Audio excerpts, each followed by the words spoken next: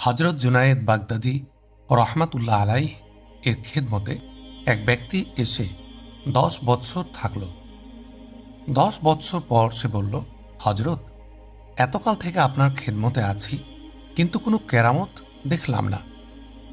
মনে হয় লোকটি নির্বোধ ছিল, তা না হলে এতকাল পর্যন্ত তার খেদমতে থাকা সত্ত্বেও তার কামালাত কিছু চোখে পড়ল না। তার কামালাতের সামনে কেরামতের কি বা মূল্য যে কেরামত দেখতে হবে? যা হোক, হজরত জুনায়েদ রহমাতুল্লাহ আলাইহি আবেগে ভরে উঠলেন। বললেন, হে বৎস, এই 10 বৎসরে তুমি কি সুন্নতের বিরুদ্ধে আমার কোনো কাজ হতে দেখেছ?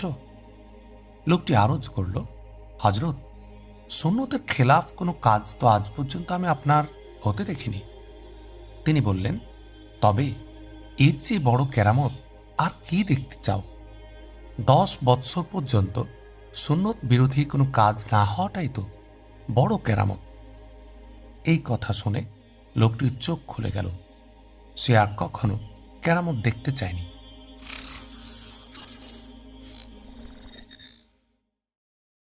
হজরত জুনায়েদ বাগদাদী রহমাতুল্লাহ আলাইহ এর খেদমতে এক ব্যক্তি এসে 10 বৎসর থাকল।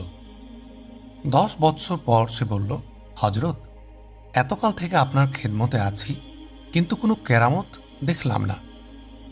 মনে হয় লোকটি নির্বোধ ছিল, তা না হলে এতকাল পর্যন্ত তার খেদমতে থাকা সত্ত্বেও তার কামালাত কিছু চোখে পড়ল না।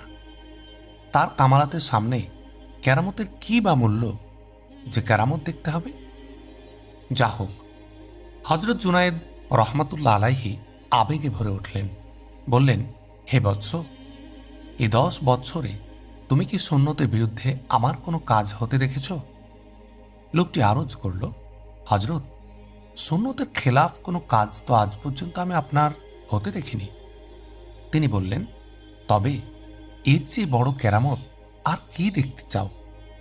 10 বৎসর পর্যন্ত সুন্নত বিরোধী কোনো কাজ না হওয়াটাই তো বড় কেরামত। এই কথা শুনে লোকটির চোখ খুলে গেল। সে আর কখনো কেরামত দেখতে চায়নি।